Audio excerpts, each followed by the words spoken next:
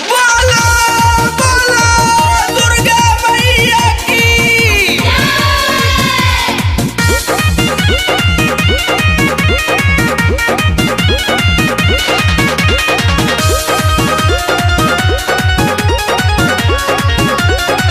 भोले माई के चरण कले पूजा रे चान अभी सबन शादी चला पाटू है। भोले माई के चरण कले पूजा रे चान अभी सबन शादी चला पाटू है नोह काटू नोह काटू अंगूरी जाने काटू नोह काटू नोह काटू अंगूरी जाने काटू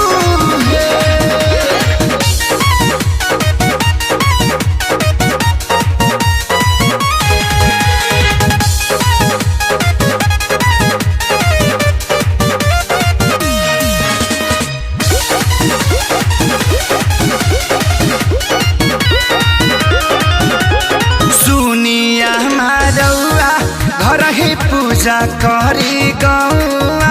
तले के गंगा जल धोती आम के पोलौआ एहो सुनिया मारौआ घर ही पूजा करी गौआ तले के गंगा जल धोती आम के पोलौआ लेके गाय के गोबर लिपि चौका पूरे भरे नाना तो से कहत कि चौर छाटू है नोह काटू नोह काटू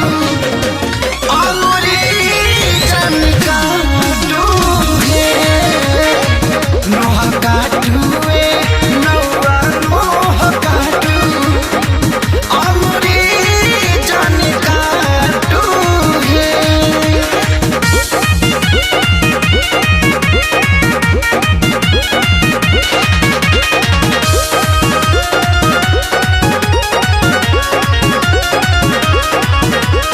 सेवा में ना कमी होखे मैया अइली घरवा